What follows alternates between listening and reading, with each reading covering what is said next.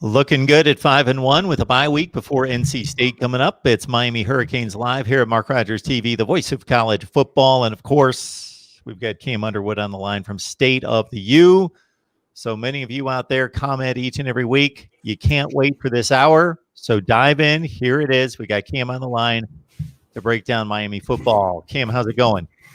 Going pretty well. Hanging out. All is well. Can't really complain. So enjoying my bye week and everything, and I know that the team should hopefully be enjoying theirs as well.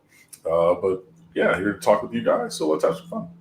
Yeah, so we got some news on the recruiting front, but certainly the Virginia game. Yeah, I want to get your take on the win against Virginia. Didn't look the prettiest, 19-14. So I was watching like 4 games as I typically do on a Saturday night. And I would tune in during the commercials and see 2 plays and then check back. Right. And then I watched it in its entirety on Sunday or Monday and did a live stream, got a lot of great feedback here. Because, Mike, the first thing that I was curious about was I'm seeing these De'Ara King numbers on Saturday night, and I'm seeing 13-7 in the fourth quarter. And I'm wondering, how are they not scoring more points when he is putting up this kind of offense? So I will lay it out there. And then I watched it, and then I came to the conclusion of why. But let's get the expert breakdown from you. I just think that you can be too caught up in what you want to do versus what is working. And I mean, we scored 2 plays in the game, 75 yards. You had 32-yard pass to Will Mallory, first play up the sideline, second play, boom, over the top, Mike Harley, cue up the band, play the fight songs, change the scoreboard, let's go. I mean, you went fast on the first play, like you sprint out to your positions, set, go. Second play, I mean, you're talking 7-8 seconds from the tackle or the end of the first play, ball snapped, oop, okay, well, gone. And you get away from that. And I get it because you're playing behind the sticks, but why are you playing behind the sticks? Because you're insistent on this run game that's predicated on the inside zone read. And maybe it wasn't Jaron Williams. Maybe it's a direction from the head coach not to have the quarterback run, because there are too many times that De'Ara King needs to pull that ball and keep it on the zone read. But you're using that as a dive, you know what I mean, blast, up the middle run, and then you're behind the sticks because you can't do that because everybody's going to crash to that. You know what I mean? And like you got that 7-foot dude or Snowden who's 6'7", 6'8" on the end. He's crashing in. You got linebackers coming up to run fill. You got safeties coming up to run fill and everything. Both their safeties were the starting safeties were out. We saw that in the first drive. You know, they can't run with us, and that's the thing that we've been talking about. Miami needs to play like Miami. You know, we've always been a little smaller than your classic team. You know, your Michigan, Nebraska, Notre Dame, you know, your 3 yards in a cloud of dust, Wisconsin with their mountainous offensive line. We're not going to beat them. And that's okay. I don't want to beat them. Okay?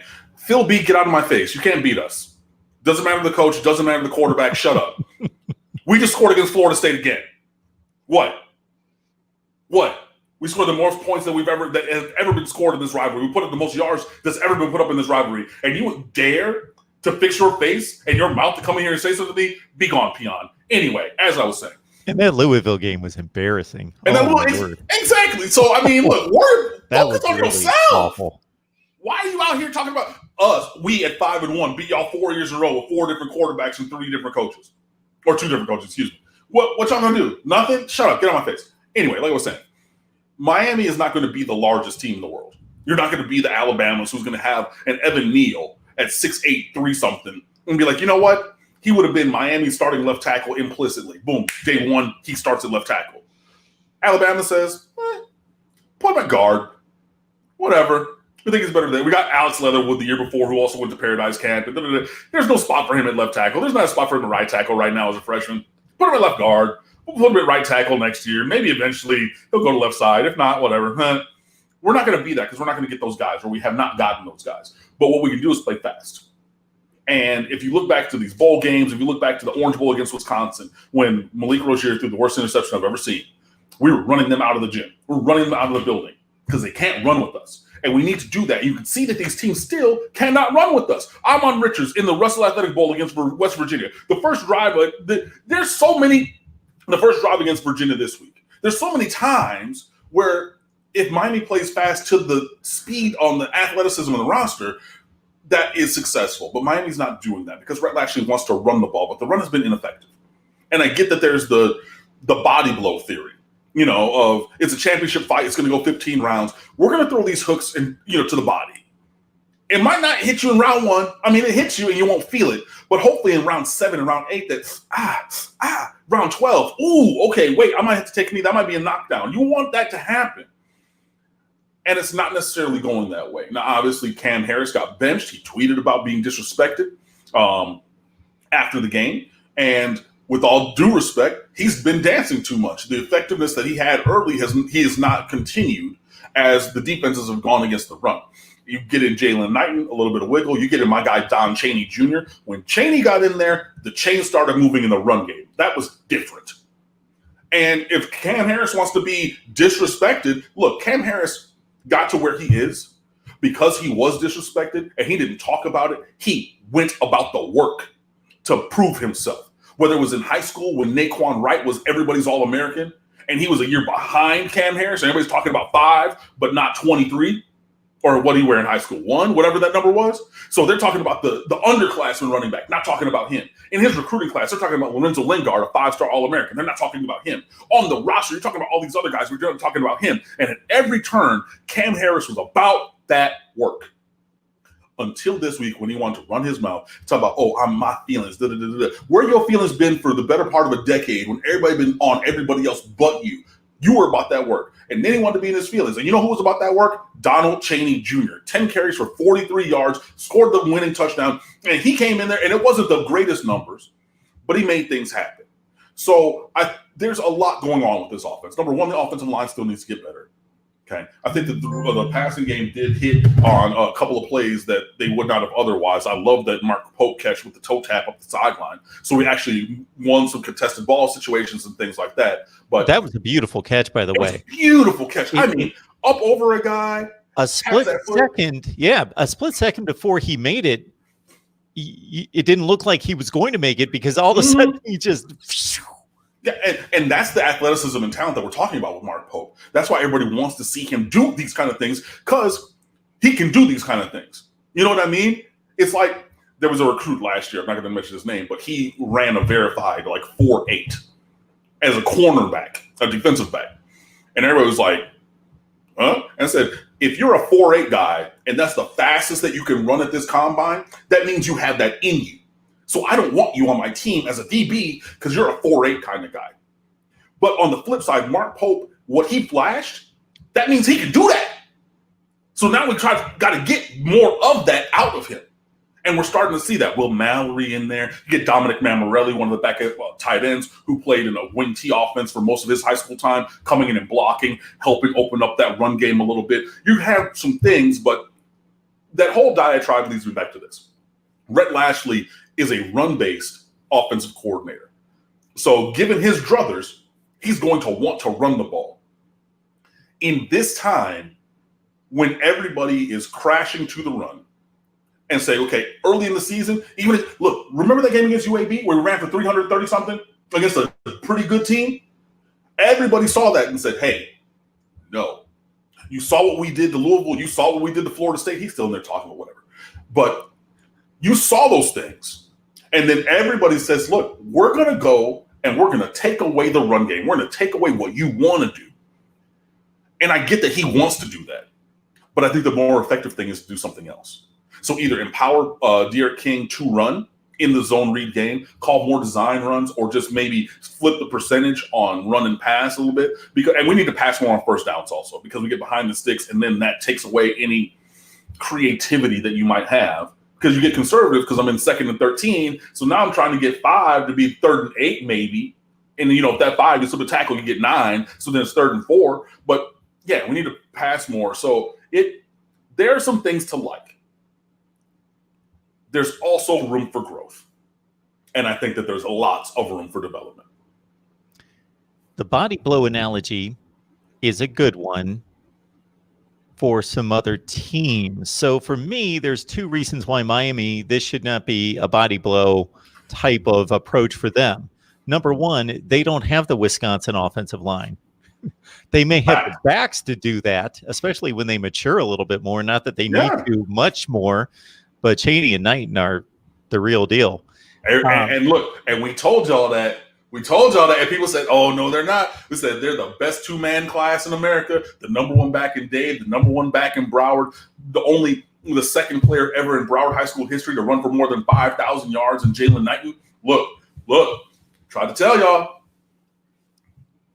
But the body blow theory works and approach works better when you've got a Wisconsin offensive line, number one. And number two, when you're playing an opponent where it should be a 4-quarter game. Why do you approach it like Virginia should be a 4-quarter game?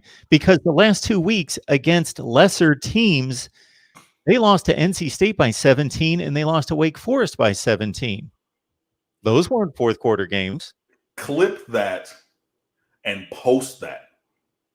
Honestly and truly, I couldn't have said it better if I tried.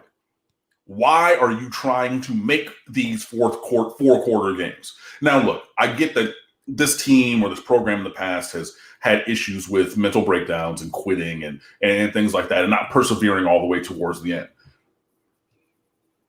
But I would love it if it was like Florida State and we're playing the backups in the middle of the 3rd quarter and the 3rd string in the 4th quarter. I would love it. You saw what again, I think Clemson just scored again against Georgia Tech from 2 weeks ago because they scored 1,000,000 points. They played 5 guys at quarterback that game, including the punter they put at quarterback. Because they came out and they scored one. They scored a touchdown, went up 7-0. Clemson did. Georgia Tech schemed up a beautiful, beautiful double move post route on their first drive. Jeff Sims drops it in a bucket. They score from about 75 yards or 73 yards, something like that. Tied it at 7. Clemson scored the next 66 points in a row. They were up 49-7 at half. Do they have the perseverance to be able to contend all the way through a 4-quarter game we've seen it against Alabama. Okay, they got blown out by LSU, but like whatever, who wouldn't? You know what I mean? But they have the temerity to make it all the way through. But why do that? We're better than them. Blow them out, move on. I couldn't have said that better if I tried. That was some of the best analysis I've ever heard you say, honestly and truly. Need to catch my other shows. Well, I mean, yeah, no, but that was that kind of analysis. I mean, like honestly, why are we trying or settling to have a 4-quarter game instead of coming out here and running them out of the gym because they can't run with us. They can't play with us. So why are we letting them stick around and making this a battle instead of just going on, stomping on their nose with a hobnail boot, as they said at that one Georgia game against Tennessee some years ago, and then playing on easy street? We have the talent to be able to do that. So what's holding us back? What in the technique? What in the methodology? What in the structure of the program or the mentality of the players and coaches? Like, it shouldn't have to be an accumulation kind of thing. It should be able to be lightning bolts. And we've seen lightning bolts. Florida State, they caught some lightning bolts. Louisville, 2 plays back-to-back, 75-yard touchdowns, 22 seconds time of possession? You know what I mean? Like, and we can do those kind of things. And like you're saying, Virginia had proven previously that lesser talented teams were able to do similar things to them. So then why could we not? And I get it. Look, Miami's always going to be everybody's Super Bowl. They always say, okay, well, they showed something on film that we hadn't seen, and the defense made adjustments at halftime. Where's the offense coming out and showing our opponent something that they haven't seen?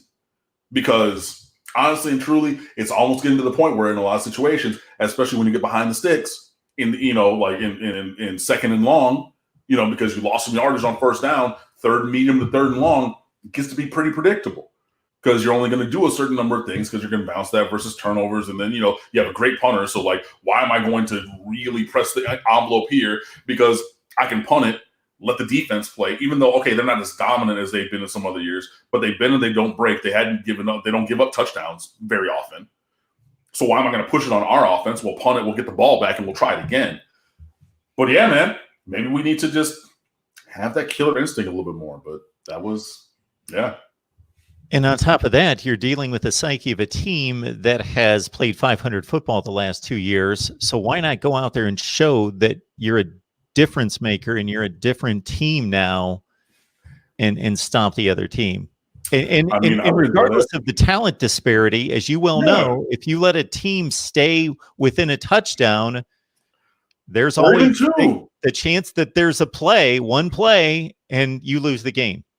I mean, and that's where we were. It was 19-14, and they had the ball, and we got the ball back and then ran it out on offense for us. But, I mean, even 2 scores to me is too close because you get a score and a stop, then you have the ball back. I mean, and that's literally what they did.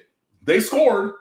They stopped us. They got the ball back. We stopped them, and then we ran it out. But they had that ball in a position where, one of those kind of things. And yeah, I mean, they had the ball at the super duper end, and they tried to run the fumble Ruski hook and lateral, whatever, and then we recovered it. But I mean, they had the ball at the very, very end, 30 seconds left, and look, we've already proven that we can blow a coverage. We've blown a coverage for a touchdown in that game, and they called it back because of an illegal man downfield. And thank goodness for that. But I mean, you're one broken coverage away from this being a very different kind of scenario and situation. But yeah. Curveball says, if I had $8 million, first of all, I'm going to let Curveball know that it's nice to be out of your doghouse because I've got the Miami football helmet displayed in the shot. When I'm not able to do that, then I get slammed. Curveball, if I had $8,003 in the bank, I would offer the $8 million buyout for Mario Cristobal to come to Miami. Then give me a soda and some chips. I mean,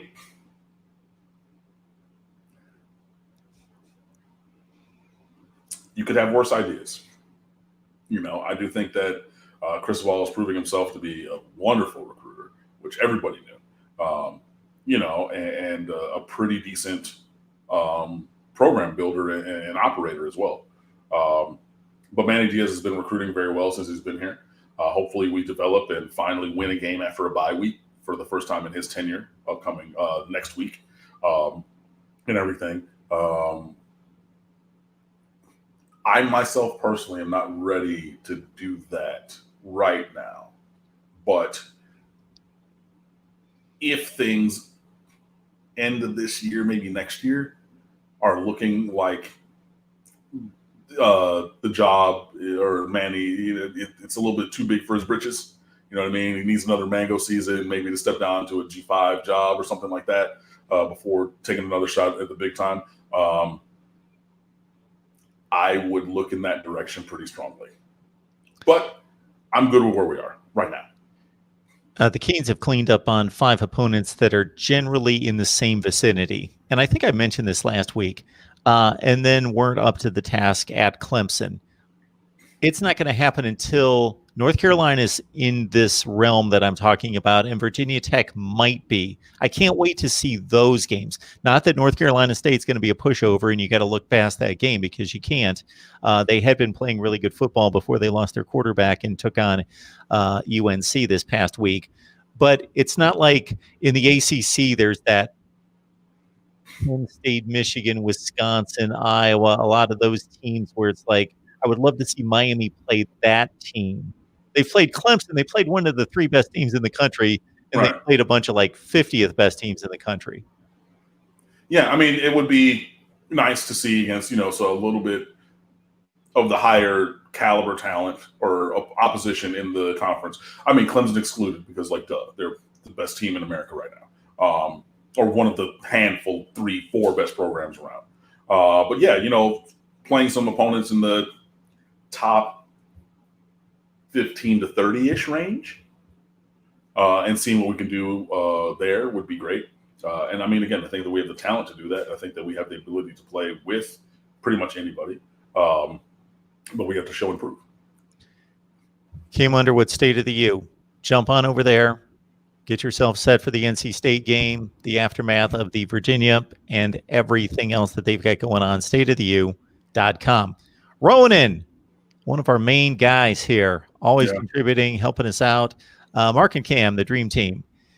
Cam, what's your opinion on Mike Harley's comments after last week's game? If you didn't see this, Mike Harley had, first of all, an amazing game. 10 catches for 130 and a touchdown, or 170. Hold on. I think it was 170.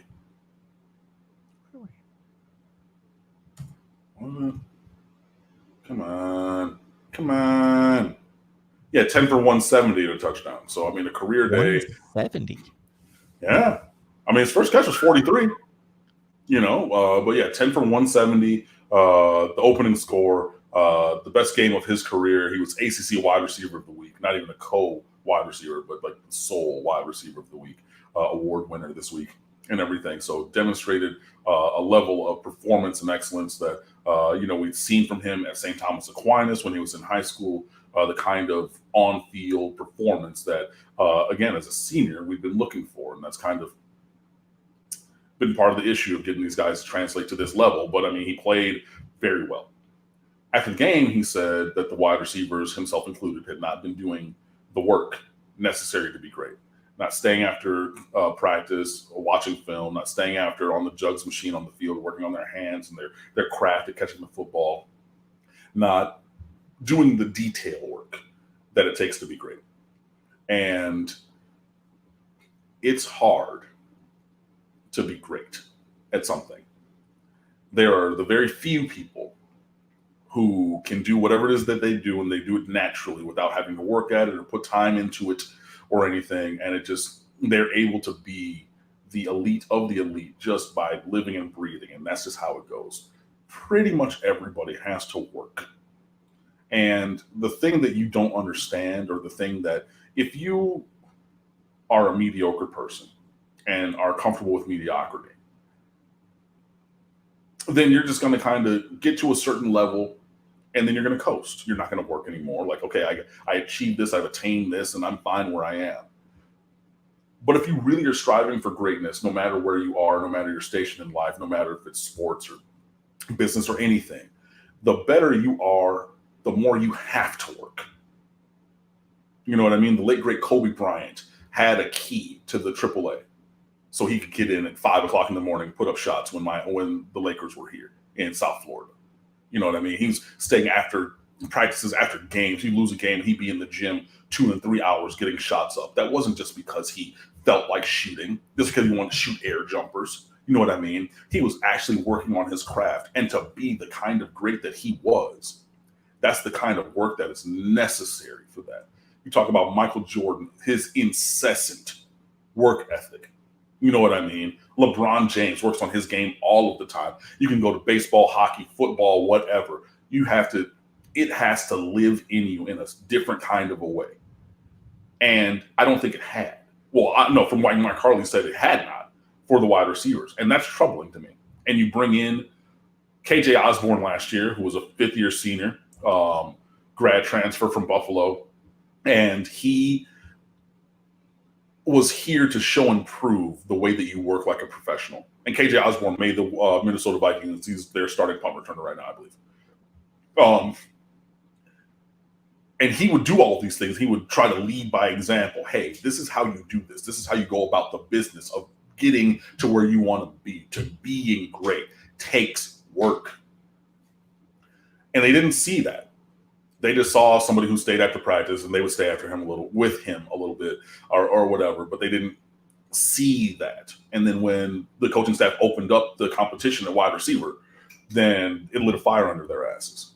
And, good on them that they were able to come out and make some plays and everything. But it shouldn't take that kind of external thing. You should have to have inside motivation. You know what I mean? I want to be great. I'm going to work at this because nobody else is going to do it for you.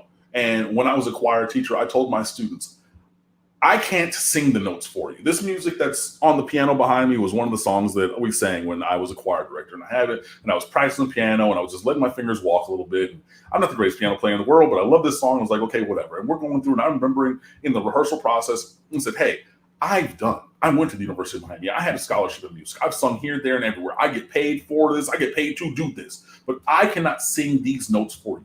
Rob Likens cannot run these routes for you. KJ Osborne, Amon Richards, whoever, Michael Irvin, who wants to come and give you the hype speech of hype speeches because he's Michael Irvin. That's what he does. They're not going to run these routes for you. They're not going to get the separation. They're not going to get those contested catches for you. You have to do that. And they weren't doing it. And finally opening up the competition and saying, hey, you're actually going to sit on the bench if you don't figure it out. They decided that they wanted to figure it out. So I'm glad that there seemed to be some forward movement. I am not happy that it took that to incite that positive movement, that forward momentum. Because at Clemson, they don't need that. At Alabama, Ohio State, Georgia, Texas, Southern Cal, Oregon, any of these places, they don't need that. And that was also part of the thing. I mean, I know that maybe Texas. Okay, maybe Texas, because Texas is terrible. And I know that coaches go through this. I went through this when I was a teacher. Why do I have to yell and scream and turn into this psychotic person to pierce through your malaise, your lack of caring, to get you to buy in, to touch the greatness that I'm trying to get out of you? This is what the University of Miami is about. This is what Hurricanes football is about. And God damn it, if you don't want to be here, I got some freshmen. I'm going to put them out there because they're too young and they don't know the magnitude of the moment. They're not going to be scared. They're not going to half step. They're going to they're going to run as hard as they can, as fast as they can, and go celebrate. And I would rather that than I guess I'm going to go half-ass. I was supposed to run this slant on the RPO, but there was a linebacker there. He didn't hit me, but and then that turns into one of the 3 interceptions for FIU last year because you didn't run your route. And if you ran your route, you probably get a pass interference. We get the yardage and the first down. But you wanted to quit on that. You wanted to be soft. And Rob Likens talked about this because he did a Zoom after one of the practices this week or in the media availability, and he said he is hype. He is hype like I'm being hyped right now. Go and look it up. It should be on the Canes All Access Miami Hurricanes YouTube page. But he said his motto for the wide receivers is don't be soft. DBS. Period.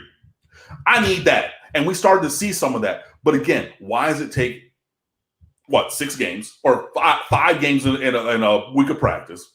Why does it take the offense looking terrible? Why did it have to take all of this stuff to finally get these guys to think, hey, maybe I want to do something to improve my performance to help the team? You know what I mean? Like, that's the part, to me, that's the frustrating part. So, a credit to Mike Harley for being open and honest and transparent, but I don't want to hear about that anymore. Honestly and truly. And if your leader, your senior leader in the room is coming out and saying that, everybody knows that. So now we're talking about if they're not doing the work and they're not putting in the work, why are you playing them and not playing? You're playing seniority as opposed to talent or athleticism. Why are you playing these guys if they're not doing the work and they're not producing on the field either? Why are you doing that and not giving these young kids a chance? Because, hey, maybe you hit it big. You know what I mean? But I would rather take the volatile chance with a young guy out there who might actually do something than an older guy out there who's just going to walk through and mock through stuff because he doesn't have the personal fortitude to go hard at 1,000,000 miles an hour like Miami Hurricanes do. That's frustrating to me. Look, we've all talked about it. We've all seen it from the outside. Mike Harley just put a voice to what we all had observed. Excuse me, but golly, that is frustrating to hear.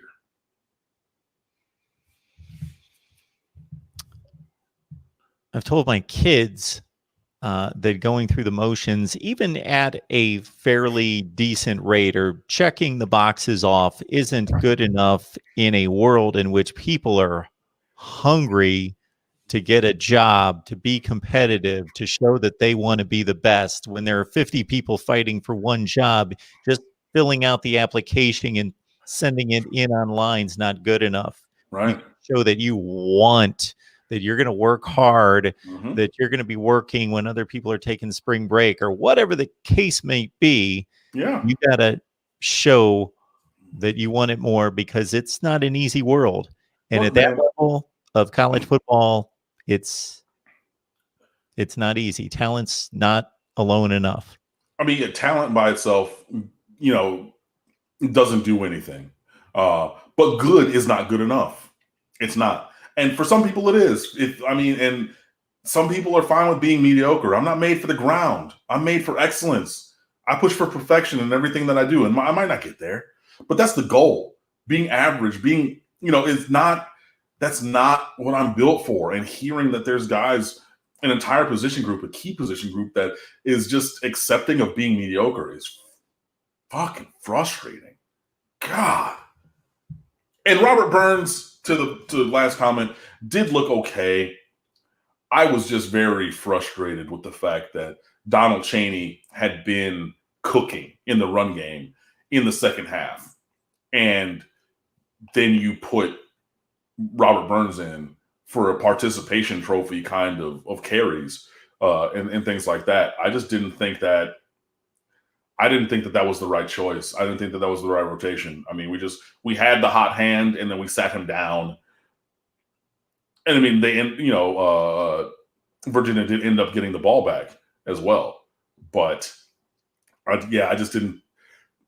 I thought that there were other spots where maybe Robert Burns could have gotten his carry or gotten those carries and things like that. But at that time and scenario, and again, with the hot hand, why are you going away from that? And I mean, there was no injury either with Donald Chaney. So I just didn't see that as being smart. Some people commenting as to whether Miami is back in the live chat. No.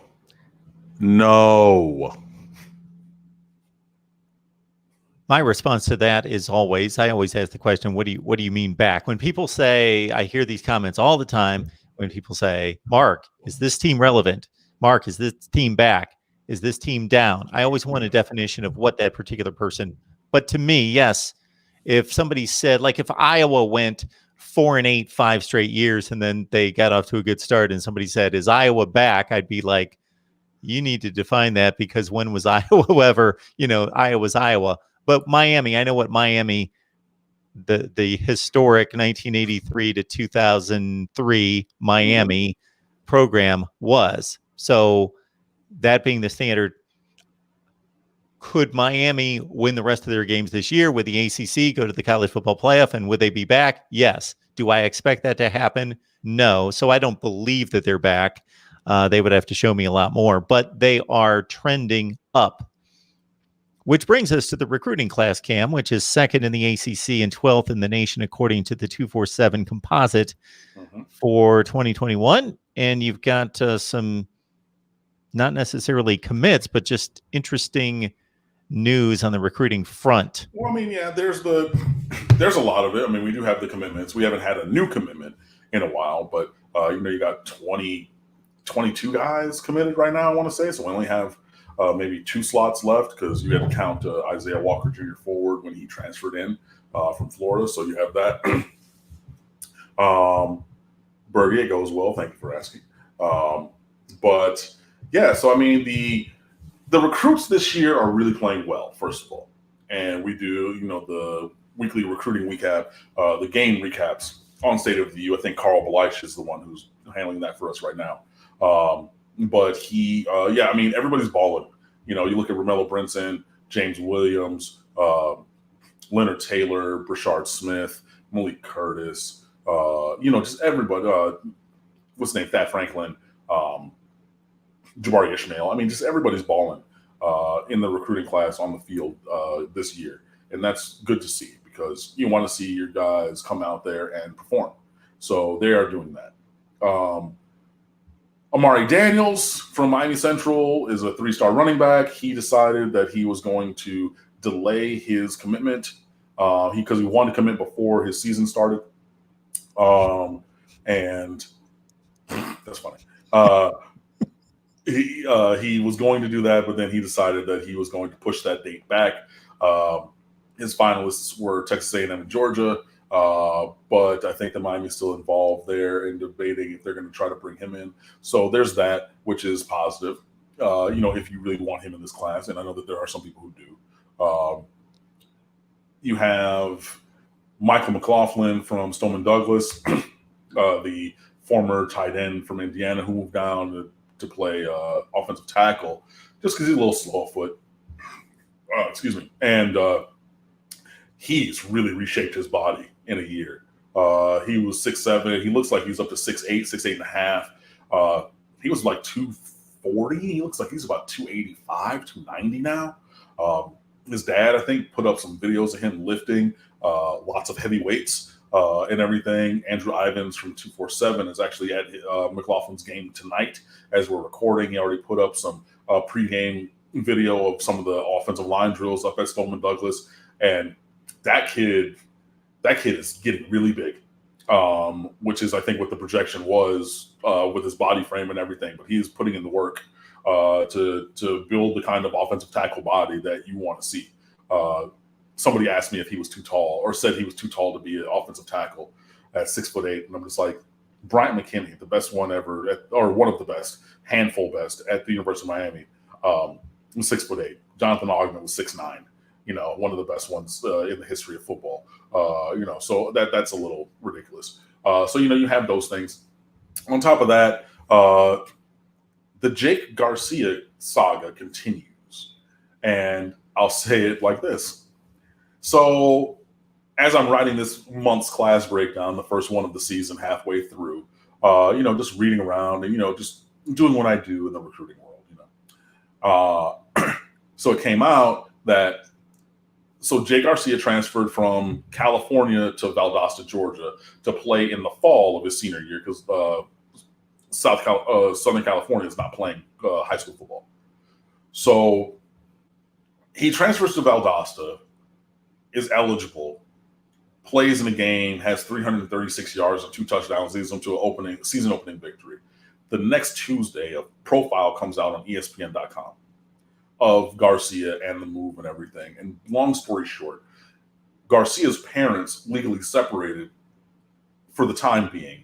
Mr. Garcia, a former police officer, moved with Jake to Valdosta, and so he could play. And the parents are going to get back together eventually. They plan on that. But they got separated because they're like, legally, you have to have the full family unit move to be a true and complete move.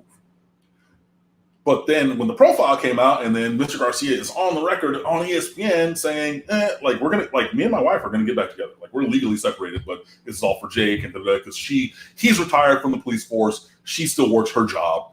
She's not going to leave that because she has a couple of years for retirement. So, hey, babe, you stay out there, do the thing. I already got my pension. I already worked my 30, boom, whatever, done. And so then the other teams in the area then filed a petition to get Jake Garcia ruled ineligible, and then the GSSAA ruled him ineligible. So that was about 6 or 7 weeks ago. And then now Garcia and his father moved up to Loganville, and he's going to Grayson, another perennial power in Georgia. So Valdosta is one in South Georgia. A little bit further north, you have Loganville, Grayson. That's Robert Kimdiche, that high school, and all those guys, other guys who went to Grayson.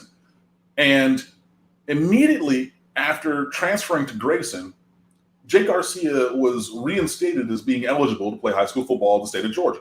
Immediately. Which led me and others to question how, what was the foundation for him not being or being ineligible at Valdosta that is alleviated by him transferring to Loganville Grayson? You know what I mean? It's just it doesn't make any kind of sense to me. But hopefully, and they're 6-0. They have a game against a 5-1 team this week. I don't think he's going to play this week, but maybe moving forward. So, we'll see what happens with Garcia. Hopefully, he's able to put some film together and get back on the floor or on the court, field. On the field and play some football and everything. But Miami is still chasing after him. Like I said the other week, Southern Cal did offer another quarterback, which is odd if you have Miller Moss and Jake Garcia committed and you think that they're firmly committed. But there's a little bit of that, and you're chasing down Whoever you can get, Tristan Lee is a 5-star offensive lineman. You would love to have one of those in this recruiting class. You have Terrence Lewis, a 5-star linebacker from Miami Central. I've come around to where I would accept him being on my team, even though I don't necessarily love that, but okay. For off the field reasons, not on the field reasons. He's an incredible player. Like, don't get that twisted. But, you have all of that, and, you want to keep everybody committed that's in the boat right now, I think. I haven't heard much about guys getting processed out. But, that could happen if there were somebody elite, like uber elite, who wanted to come in to the class. But no matter which way you go, you need a cornerback or two in this class. Miami just offered a kid out of Texas. It was his first offer. He's a 3-star senior who's played some good football this fall in the first couple of weeks. But looked like that could be the rump special this year, your late add to, the class. But as of current, you have Tim Burns Jr. from Miami Northwestern, and then Malik Curtis. Like I said, he needs to play offense. He's just too dynamic with the football in his hand. He's too fast, So you put him and Brashard Smith as your space and speed players. And then you back that up, or backing up Xavier Strepo from last year as a space and speed kind of player. It just fits too well. So, and that's okay if you take Malik Curtis off the defensive side of the ball, but then you got to replace that. And again, you had Christian Williams transfer out. So you only have 4 scholarship cornerbacks or 5 right now. So you got to have bodies over there. So we'll see which way this goes. But face visits, it's all been digital, all been virtual, and things like that. I think that as the early signing period approaches in the next 6 weeks, you're going to see some movement just across the nation. There's going to be some decommitments and flips just because guys are holding on to spots as long as they can to make sure that there's clearance at their future decision school before they go and make that move. So, we'll see what happens. But, Miami's in a good spot right now, but need to close this recruiting class strong. We posted Ronan's super chat contribution. Thank you so much for that. I will get that back onto the screen if I'm able to get back there. And there was one that came down with a green background. Unfortunately, I can't retrieve it. Also can't find it on the live stream. But Chuck C as well. Thank you so much for the super chat contribution. Mark and Cam, thanks for the show. Being a Miami fan in Utah doesn't give me enough good conversation. College football talk in general. Even the BYU fans aren't very enthusiastic, and they're undefeated. And they had a very good quarterback. They should be enthusiastic. You ready for this one, Cam? I'm always ready. You ready to hear this breaking news? Let's A go. number of people mentioned it in the live chat, and I have verified it according to NFL Network reports. Clemson quarterback Trevor Lawrence has tested positive for COVID. Now, of course he would. Of course it would be after we play them. Of course it would. You didn't want to play them without Trevor Lawrence. I did and I didn't. You know what I mean? Like, to beat the man, you got to beat the man. But, DJ Youngalele is very good. He's everybody's All-American. He's 6'4", 240. He was the number 5 kid for them who came in. He could run it. He was a pitcher at Bosco before he early enrolled. So his freshman, sophomore, and junior year, his junior year on the mound, I think he got up to 95 or 96, which is serious. So he can chuck it. But man, damn. But that also just say, look, they've been really good at Clemson about having generational talent on top of generational talent and hitting on it and developing it and everything. And that would have given, I think, Miami a more realistic shot to win. But also we got coached around circles on all phases. So there was that as well. But, okay. All right. Well, when I came across the news, and I want to say thank you to everybody who's in the live chat that posted that, because when we're on here live, this has happened many times. I've missed breaking news because obviously I'm locked in on what's going on. And even though I've got the internet up, I might just be looking up stats and whatever's going on. Right. So thank you for keeping us, Luke Walker and others, abreast of the NCIS Fanatic 21. Yes, Trevor Lawrence has coronavirus. So thank you so much for the news update.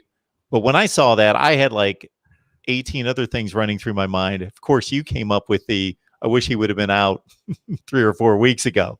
I came up with okay, who's Clemson playing this week? Okay, they got Boston College. And then how many other people were impacted, whether directly or going to test positive to jeopardize the game and Clemson's football activity. And as we've seen at Wisconsin, first we heard Graham Mertz. Yeah. They crippled their quarterback situation, but then boom, it's enough people involved that it cancels the game. And in the Big Ten, 21 days. So their next game is in jeopardy as well. So we'll see. Well, no, their next couple of games, because Mertz, 21 days, they're like, yeah, he's going to miss, because it was after Saturday. He is. So he's going to miss 3 weeks. Boom. Yes, he is. I'm not talking, but I'm talking about, we'll see about the rest of the team. They had other games. They had even more guys even test positive today. Wisconsin, I saw. And you had 6 staff members as well. Yes, it was 6 and 6 yesterday. I don't know what the count is. No, it was 16 players and 6 staff. Yeah. So I think that they're up to, I think that's what it is now, 16 players and 6 staff. Wow. And everything. But look, it stands to reason, with the secret day job, our policy, and everything with the guidance of the CDC is, 14 days, and everything. So you're staying or extending that a little bit further with the Big Ten kind of a thing. There's levels of quarantine though, right? So like if you're in close contact, it's 10. You know what I mean? If you have a secondary exposure, so like you're around someone with COVID, theirs, if they have it, would be 14. If you are contact tracing with them, as being tangentially connected, it would be 10. You know what I mean? So like there's levels to it. And there's advanced logic that goes into it. And I'm sure that there's decision making and everything. But like I said, even if you're without Lawrence, but that's a singular kind of thing, like it's not the entire quarterback room, like it potentially could have been at Wisconsin, then you're just going to play, the number 1 rated quarterback from last recruiting class, or the number 2 rated quarterback from last recruiting class, who's 6'5", or 6'4", 240, and can throw the ball 80 yards with the flick of a wrist. And he's big and fast and will run you over too. Cool. But then again, when you have only a little bit on your plate, you're able to do that really well. I don't know if he has the elite processing ability that Trevor Lawrence does. I don't know if he's able to consistently deliver the football, in these situations and things like that. If you break it down on a 1-to-1 play basis and, like this here and there, sure, but like put together 40 throws across a game or 35, and then these situations, and okay, like are you going to go for the home run shot? Are you going to check it down? All these different kind of things. Like, did you see that safety moving? Did you see which Trevor Lawrence obviously does and is demonstrated? But then again, you also have Travis Etienne. So just run the ball, hand it to 9, or quick toss it, or sprint draw, or whatever it is, and then he'll just gain you 9 yards every time that he touches the ball.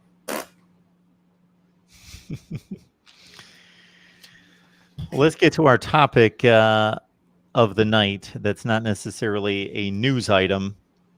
I mentioned this to Cam going into it, and I posted a video concerning Rhett Lashley's productivity at other stops and how to compare it versus what preceded him and followed him.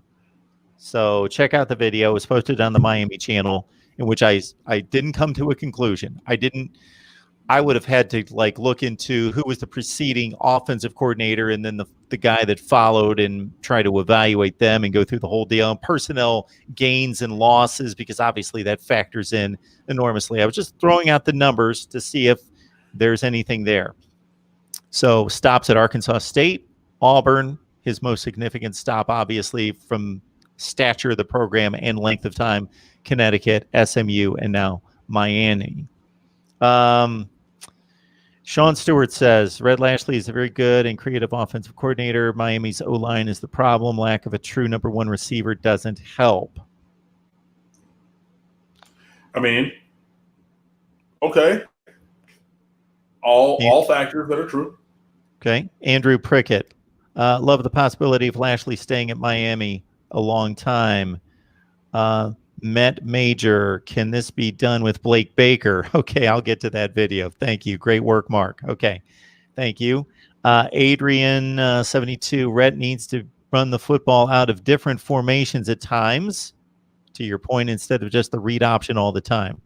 I mean, it's just a diversity of run concepts, It's just we're going to the zone read a lot. And look, it's a different scenario if De'Aaron King keeps the ball a little bit more.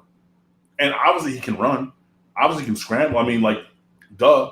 But I would like to see that be something more. And yeah, I think that De'Aaron King has missed some reads as well.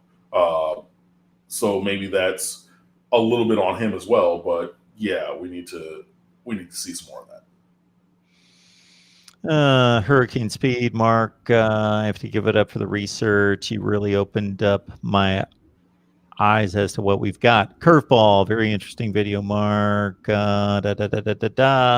One's a Blake Baker as well. Okay, 52 Big G. Them numbers still not good enough. Fire Coach Lashley. The numbers aren't good enough, but I'm not at the firing point because I would like to see consistency over time because I think that's how true development happens. And we're really in you can call it year 0, year 1, or whatever, but we're at the inception of a major philosophical change. And yes, we have the talent to be successful in some places, but we still have to have the demonstrated skill and technique. And I would like to see consistency with that for another season or two to see where this can go. Because it's still even with the successes that we've seen, this is the infancy of the spread offense at Miami. The Canes blog. He needs to do a better job disguising running plays and trying different things. I mean, I think that's more of just diversity of run concepts. If you're going to run more draws, if you're going to do that. Again, I talked about it with Clemson because I would love to do something like it where you, fake roll one way and then the running back steps with you like you're going to run this way, and then it's a cutback. It's a counter the other way. And Travis Etienne, that's the play that he hit us for the touchdown on. They ran it a few times. Maybe they do some other things as opposed to just, if you're an old, Nintendo fan like me, it's the original Tecmo Bowl. You're just running up an A in the run game every single time. You're the Miami Dolphins in that team, in that game that had one run play and 3 passing plays. So anytime that you run it, it's going to be that option. And it feels a lot like that in the run game. And I mean, I would love to see, we have athletic guys at offensive line. Why can we not run some QB power read, or inverted veer option? You know what I mean? Why can we not do some of those things? What Cam Newton did where the running back goes flat parallel to the line of scrimmage and you stretch that out. And if you get the edge, you let him go. And if the gap opens, so it's the inverted veer. So the veer is, you run it up the middle. If you have that in the middle, you give it. If you don't, then you pull it out. The inverted is you're reading the exterior, so you're running outside, and then you pull it up inside. If you think of any of the major plays that Cam Newton ran at Auburn, the ones where he kept the ball, and there was a running back going, they ran inverted veer. Why can't we not run some inverted veer? Why can we not have speed option? Why can't we not have that little quick pitch toss that Clemson ran? Why can't we not? There's so many things in the run game that you can do. It doesn't have to be 34 dive. It doesn't have to be inside zone read with a mandatory give to the running back with no real tag for the quarterback to keep it. It doesn't have to be that. There's other things we can do in the run game. And I think that comment is just part and parcel of that. There's going to be an ACC championship game and or a bowl game, so we're basically halfway through the season at 6 games. Offense, defense, one player who has surprised you, whether that be in a positive way or negative way, if anybody. Bubba Bolden on defense, because he's that guy. He's for me, he's the defensive MVP for this halfway mark of the season. Has the heart that you want. He plays really well. He's already 2 times the ACC Defensive Back of the Week. Just 21 on defense is that dude. And again, he's not perfect. Yeah, he struggled in one-on-one coverage, or struggles at times. Obviously, put one-on-one against Tutu Atwell. That was a mismatch just from its inception. That should have never happened. That should have not been something that they called or designed. And Louisville took advantage of that, because Tutu Atwell is one of the best and fastest wide receivers that you're going to find, and that just doesn't fit what Bubba Bolden does well. But he does a lot of things really well, and I'm really excited by the leap forward he's taken. On the offensive side of the ball,